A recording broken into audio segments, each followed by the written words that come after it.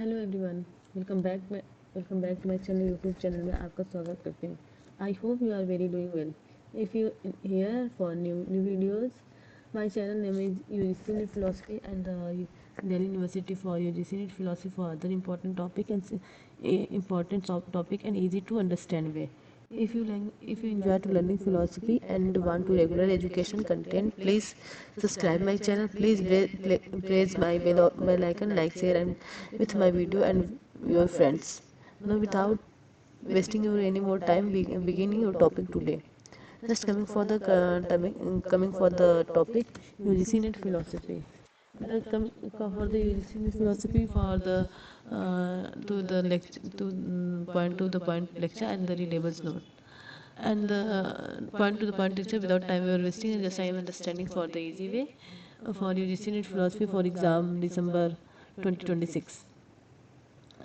Just as today's my topic is in UGC NET philosophy for readables notes is available and Hindi and English was section wise by PYQs.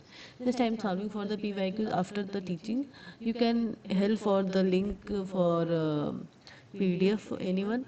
So you can comment to me box in for comment PDF. Then I will share for the PDF for PYQs. Just I'm coming for the Bloom taxonomy of the domain learning. Bloom taxonomy it is the part of the UGC NET paper 1 for the chapter 4 unit 1 chapter 4 for the domain of learning. इसे हम domain of learning भी कहते हैं. And this is the main topic of the UGC NET philosophy for the Bloom taxonomy domain of learning. And the Bloom taxonomy is the come from now in Benjamin Bloom of the collaborate of the published framework and categorized educational goals and which comprise three domain: cognitive, affective, and psychomotor. This is the three main domain. There's cognitive, affective, and psychomotor. इन 96 में Benjamin Bloom ने बताया कि ये जो Benjamin Bloom this is the writer name of the Benjamin Bloom with the collaborate of the publish framework of the categorise. उन्होंने 1956 में बताया कि उन्होंने जो भी पब्लिश फ्रेमवर्क किया था वो जो कैटेगराइज एजुकेशन बनाया था वो compromise of the learning domain वो तुलना करके बनाए थे जो कि हमारे पास 3 लर्निंग डोमेन्स है जैसे कि मैंने बताया कि अभी cognitive, affective and psychomotor. Psychomotor of the जैसे कि कॉग्निटिव मतलब संज्ञात्मक, अफेक्टिव मतलब भावात्मक एंड साइकोमोटर मतलब मनोवैज्ञानिक मनोदेहिक कह सकते हैं या फिर मनो मनो psychology is related by the psychomotor that means of the मनोदेहिक after mind of the realization and the assigned to each domain for the hierarchy of the correspondent to different level of learning. उन्होंने Bloom taxonomy ने Benjamin के लिए बताया collaborate करके कि it's assigned for the each domain for hierarchy मतलब उन्होंने बहुत से डोमेन का हायरार्की है that the correspondence to different level of learning. उन्होंने इनको correspondence टू डिफरेंट विभिन्न स्तरों पे सीखने के लिए लर्निंग ऑफ लेवल विभिन्न स्तरों पे शिक्षण का स्तर बताया है जैसे कि हम हिंदी में पढ़ते हैं coming from the Hindi. Bloom वर्गीकरण इन 1956 बेंजामिन ब्लूम ने सहयोगी के साथ शैक्षिक लक्ष्यों को वर्गीकृत करने के लिए एक रूपरेखा प्रकाशित की जिसमें 3 सोशल शिक्षा डोमेन शामिल थे: संज्ञात्मक, भावात्मक और मनोदैहिक. और इनमें से प्रत्येक डोमेन एक पदानुक्रम सौंपा गया जो सीखने के लिए विभिन्न स्तरों से मेल खाता है. जैसे कि मैंने अभी ऊपर बताया कि जो ब्लूम टेक्सोनोमी बेंजामिन है उन्होंने कोलैबोरेट करके इन्होंने 3 गोल बनाए हैं: कॉग्निटिव, अफेक्टिव एंड साइकोमोटर. जो साइकोमोटर है वो बहुत ही साइकोमोटर है वो related of the mind of consciousness cognized of anything of the this of the correspondent for different. उन्होंने सबसे अलग लेवल ऑफ लर्निंग बनाया इन तीनों में से. और देखिए क्या क्या है जो हम उसके कॉग्निटिव और साइकोमोटर एंड इफेक्टिव डोमेन्स मैंने बताया उसमें क्या क्या आते हैं. सबसे पहले हम कॉग्निटिव डोमेन्स में आते हैं. This point of the cognitive domain. Cognitive domain ये है कि knowledge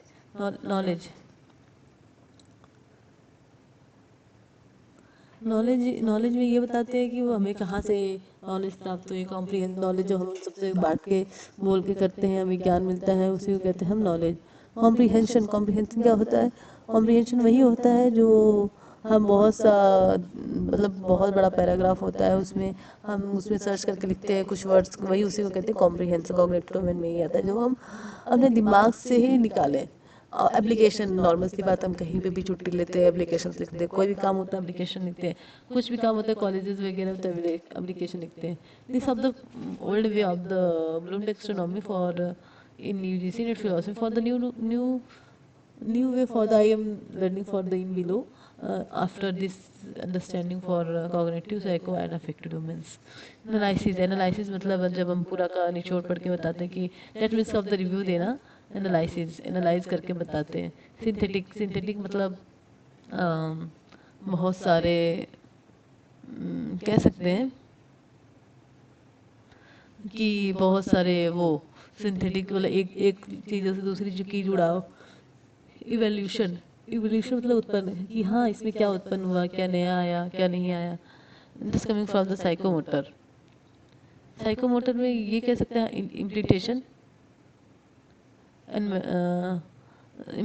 and manipulation and the precision.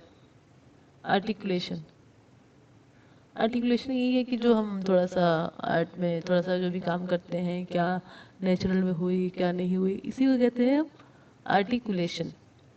Naturalisation मतलब प्रकृतिवाद. जब हम प्रकृति में इकट्ठा करते हैं उसे वो कहते हैं प्रकृतिवाद, नेचुरलाइजेशन. जब हमारे दिमाग में चलता है कि this is tree, this is car, this is college, this is bus stand, it's fine. This is anyone car, this is shop, this is bakery shop. This identified of the mind of the consciousness. Then realization of the naturalization, it is the pure before knowledge. Affective domain was the that means of the receiving. Receiving मतलब प्राप्त करना. Responding मतलब उत्तर देना. Valuing जब हम किसी चीज़ की value करते हैं या फिर वैल्यू निकालते हैं उसी को कहते हैं वैल्यूइंग. मतलब बहुत ही सम्मान देना, मान्यता प्राप्त करना, उसी को कहते हैं वैल्यूइंग. ऑर्गेनाइजेशन मतलब जैसे कि कुछ भी हम ऑर्गेनाइज कर रहे हैं, संगठन जैसे कि हम एक साथ मिलजुल के काम कर रहे हैं उसी को कहते हैं organisation. That it is the affective domain. Characterisation हमारा चरित्र चित्र क्या है क्या नहीं है उसे कहते हैं कैरेक्टराइजेशन. देखो this is the cognitive progression of the new domain. This is the first of the knowledge, comprehension, application, analysis, synthetic, evolution. This is the cognitive domain for the stairs for yeah for cognitive domain.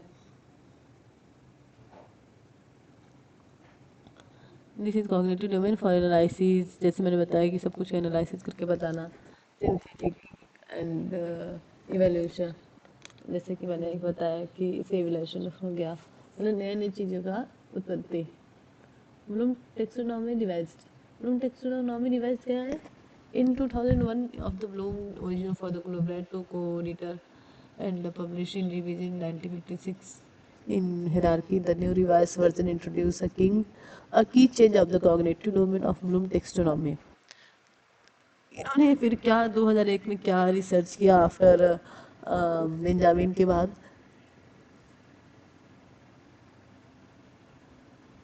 One of the Bloom original collaborate and co-editor published revision in 1956 hierarchy. वो बहुत ही original collaborate and coordinator publish करना चाहते थे. जैसे उन्होंने पहले Benjamin के साथ किया, वो अपना खुद का अकेले कोऑर्डिनेट करके कोऑर्डिनेट करके पब्लिश किया. और इन 1956 में जैसे मैंने ऊपर बताया 1956 में उन्होंने किया. लेकिन अब ये ओरिजिनल लाना चाहते थे कि जैसे कॉग्निटिव नॉलेज, कॉम्प्रिहेंशन, ये एनालिसिस, एवोल्यूशन था. अब उसको कुछ नया क्रिएट करके वो बताना चाहते थे. The new revise version of the introduce a key to cognitive domain of Bloom taxonomy. New revise of the introduce key of the cognitive domain Bloom taxonomy. उन्होंने नया रिवाइज किया, नया इंट्रोड्यूस दिया ब्लूम टेक्सोनॉमी का cognitive का. जैसे मैंने अभी बताया कि कॉग्निटिव में बहुत सारी चेंजेस लाए अपने according. Then the key of the cognitive domain of Bloom taxonomy.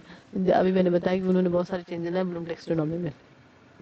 कुल मिला जुला की ये बात है कि उन्होंने 2001 में नई कॉग्नेट कोलैबोरेट किया, नया कोडिटर पब्लिश किया इन 1956 हिरार्की के द्वारा, और उन्होंने नया नया नया की चेंज लाया इन कॉग्निटिव डोमेन में, इन ब्लूम टेक्सोनॉमी में।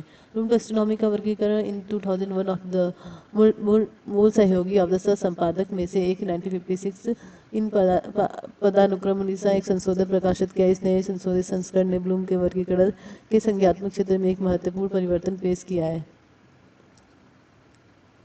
देखो क्या क्या उन्होंने नया नया लाया। Remember, understanding, apply, analysis, evaluate, create. उन्होंने बताया कि याद रखना, अंडरस्टैंडिंग समझना, वो जो टफ टफ वर्ड्स थे उनको थोड़ा सा एनालाइज करके उन्होंने कुछ इजली वर्ड्स लाए जो कि आजकल के बच्चे जेंजी हैं उनको पता चले कि क्या क्या ये वर्ड्स होते हैं। ज़्यादा वो गहराई में नहीं जाते, ऊपर ऊपर से पढ़ते कि हाँ do this own work. Remember, understanding, apply and analysis. Analysis मतलब वही कि पूरा का एनालाइज करके कुछ भी करना, उसे कहते हैं एनालिसिस। एवेल्यूट उत्पत्ति, एंड क्रिएट मतलब बनाना। This is the Bloom taxonomy of the revised for the new domain in section wise. This I am coming for. Thank you. You can see for the my video.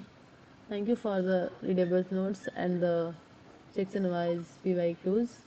And thank you so much for watching this video till the end. I hope lecture helped for you understanding today topics very clearly. If you found the useful videos, please like, share and subscribe my channel. Not forget to bell icon and never miss for the upcoming philosophy for UGC NET videos. If you question to suggestion for comment box section, if you help, happy help. Thank you for again for your supports, and keep learning for growing. And I see you. I next for the video. Take care and bye bye. Thank you so much. Thank you so much everyone.